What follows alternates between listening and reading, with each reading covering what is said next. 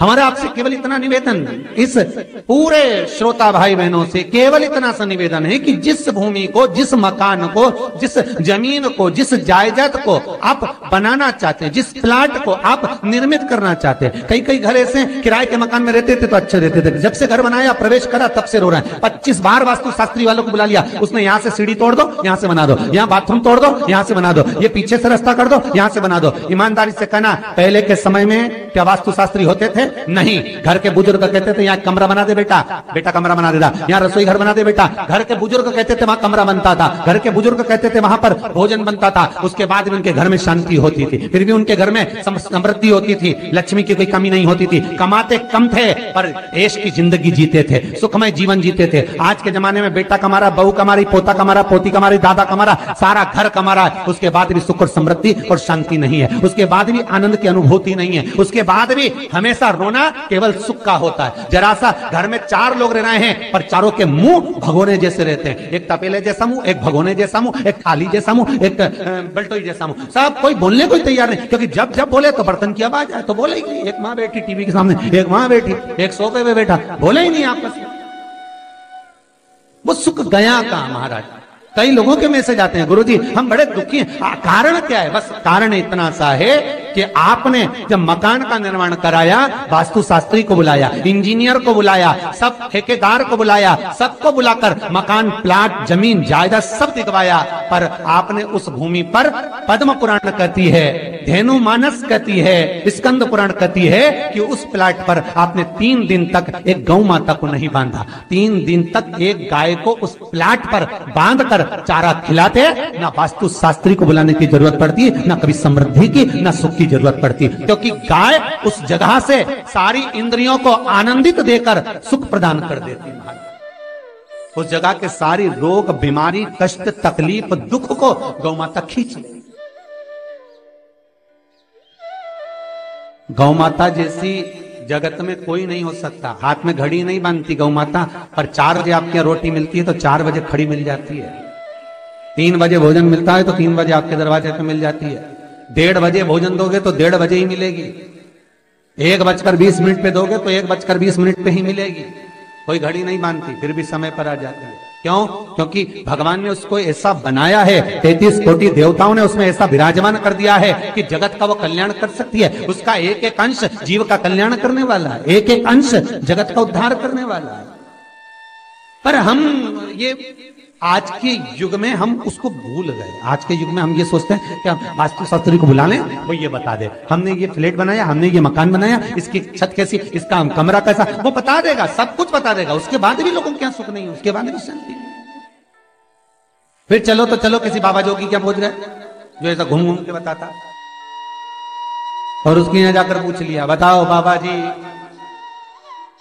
हमारे घर में शांति नहीं, तो बाबा जी एक ही बात बोले, तेरे ही घर का है जिसने कुछ कर दिया। अब इसको याद आया 15 दिन पहले मेरी जेठानी से लड़ाई हुई थी, उसी ने कुछ करा होगा। अब बताओ बाबा जी ने आपस में ऐसा बीज बो दिया कि घर और जुड़ा हुआ था तो टूट गया। कोई बाबा, जोगी, सन्यासी, तपस्वी, साधक, उपासक कभी नहीं कहता कि घर का है। हमेशा याद रखो, संसार में किसी की सामर्थ्यता नहीं है कि कोई आपका बुरा कर दे, किसी की सामर्थ्यता नहीं।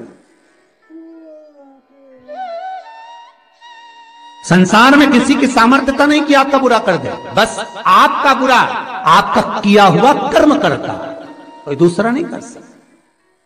एक नींबू गिर गया दरवाजे पे तो 14 दिन तक नींद नहीं आई। सीसीटीवी कैमरे में देखो कौन पटक के गया, मेरे को तो 3 दिन से शंका हो रही पड़ोसन से। अब बताओ, जब कैमरे में देख लिया तब मालूम पड़ा बेचारा साइकिल वाला सब्जी लेके जा रहा था उसके घर पे और नींबू पॉलीथीन से टपक गया। तब सुकून मिला कि ये नींबू, तब सोई आराम से कि पड़ोसन ने कुछ नहीं किया। ना जाने किसने क्या विद्या कर दी, ना जाने कौन ने कौन सा टोना मार दिया। केवल एक दीवार ऐसी होती है जहां पर हनुमान जी का चित्र लगाया जाता है। चाहे तुम पर्वत उठाने वाला चित्र लगाओ हनुमान जी का, चाहे बैठे हुए लगाओ, चाहे रामायण पढ़ने वाला लगाओ, चाहे लंका दहन करने वाला लगाओ, चाहे राम नाम जपने वाला लगाओ, चाहे लक्ष्मण को संजीवनी देने वाला लगाओ, चाहे मौन मुद्रा में लगा दो, चाहे स्तुति में लगा दो, चाहे भजन में लगा दो, हनुमान जी का कोई भी चित्र लगता है तो ना पूरब में लगेगा, ना पश्चिम में लगेगा, ना दक्षिण में लगेगा। हनुमान जी का अगर चित्र लगता है तो उत्तर की दीवार में दक्षिण को देखते हुए लगता है, केवल एक ही स्थान।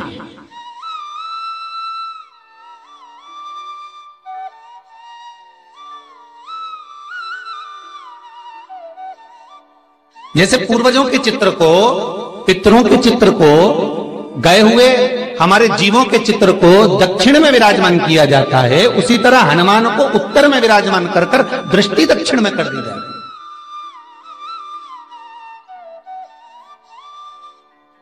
घर में हनुमान जी के जितने फोटो होते हैं उसको केवल दक्षिण दिशा में लगा और उत्तर दिशा में लगा बिठा देते हैं, और दक्षिण की ओर उनकी दृष्टि होना चाहिए, दक्षिण की ओर उनका मुख होना चाहिए। क्यों? महाराज, अगर व्यक्ति के जीवन में कोई बीमारी आने वाली है, व्यक्ति के जीवन में कोई रोग आने वाला है, व्यक्ति के जीवन में अगर कोई कष्ट आने वाला है, व्यक्ति के जीवन में अगर कोई परेशानी आने वाली है, व्यक्ति के जीवन में कोई एक्सीडेंट का योग भी बनने वाला है, तो शास्त्र कहता है वो दिशा दक्षिण से ही बनता है।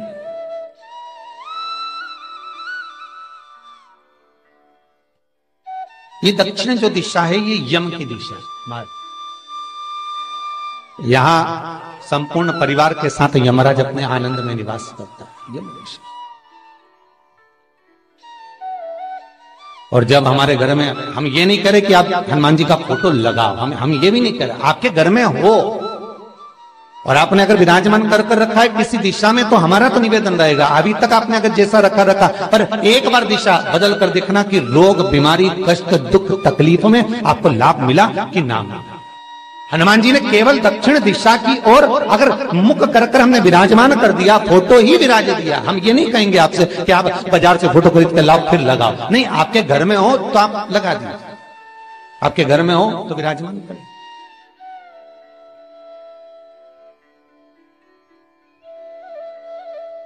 अच्छा, कितनी विपरीतता है वो भी आप जरा जानिएगा महाराज, कि शंकर भगवान के ऊपर जो जल चढ़ाया जाता है उसकी जलाधारी उत्तर में जाती है।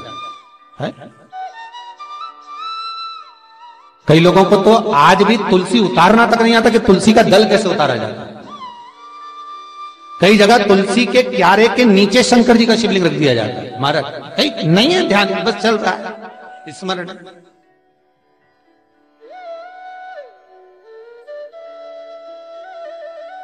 भगवान शिव का जो जल जा रहा है वो उत्तर की ओर जा रहा है, और हनुमान जी को उत्तर में विराजमान कर कर मुख दक्षिण की ओर कर दिया गया। क्यों? प्रबल दिशाओं में उत्तर और दक्षिण, महाराज, ये जो दो दिशाएं इनको साधने के लिए कोई देवता आगे नहीं आता। अगर इन दिशाओं को कोई साधने वाला है तो केवल एक देवाधिदेव महादेव ही हो सकता है। काल का हरण करने वाला वो महाकाल ही हो सकता है। शंकर का ही एक अवतार है हनुमान जी महाराज, रुद्र अवतार महाराज। हनुमान जी से कहा तुम दक्षिण की ओर दिशा पर संभालिए, शिव जी कहते हैं मेरा जल जब उत्तर की ओर जाएगा तो इस दिशा को मैं संभालू, चिंता ना करिए। किसी लड़का और लड़की का विवाह नहीं हो रहा, 30 साल हो गए, 32 साल हो गए, 34 साल हो गए, लड़का लड़की का विवाह ही नहीं हो रहा। बहुत टेंशन है माता पिता। कोई मंगली है, कोई मांगलिक है, थोड़ा धीरे कम करो, प्लेन रखो। कोई मांगलिक है, कोई मंगल है, संबंध हो ही नहीं रहा, बहुत प्रयास कर रहे हैं। बहुत 4 दिशा का स्मरण करिए, पूरब, पश्चिम, उत्तर, दक्षिण। हथेली पर आटे का दीप लगाइए, घी भर लीजिए और 4 बत्ती उसमें अलग अलग रख लीजिए। महाराज, थोड़ा सा पीला चावल हल्दी में कर कर उसमें डाल लीजिए। जो लड़का और लड़की का विवाह करना उसी के हाथ में देना है। और देव उठनी एकादशी के दिन, जिस दिन देवता उठेंगे, जिस जगह पर तुलसी शालिग्राम का आप पूजन करते हो, गन्ने के नीचे, ईख के नीचे तुलसी का क्यारा रखकर पूजन करते हो, वहां पर भगवान शिव और भगवान नारायण का नाम लेकर उस दिए को रगवा दीजिए और वहीं पर हल्दी का तिलक उस लड़का या लड़की का कर दीजिए। और उसके हाथ में थोड़ी सी हल्दी लगा दीजिए। महाराज 2.5 महीने 3 महीने तो बहुत हो गए, उस बच्चा और बच्ची का विवाह पक्का हो